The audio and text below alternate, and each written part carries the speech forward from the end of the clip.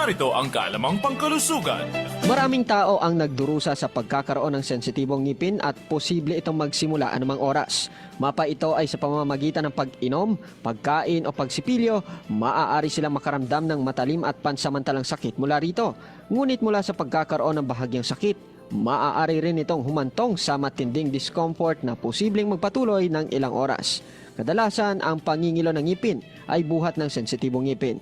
Karaniwang natitrigger ang mga ito ng mga pagkain o inumin na mainit, malamig, matamis o kaya naman ay maaasim.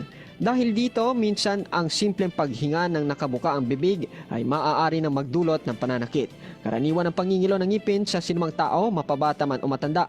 Kung ikaw ay nakararamdam ng discomfort dahil dito, siguraduhin kumonsulta agad sa iyong dentista dahil siya ang maaaring makatukoy ng sanhi nito at makapagbibigay ng pinakaaangkop na gamot sa pangingilo. Halim Abbas, NDBC, Bida Balita.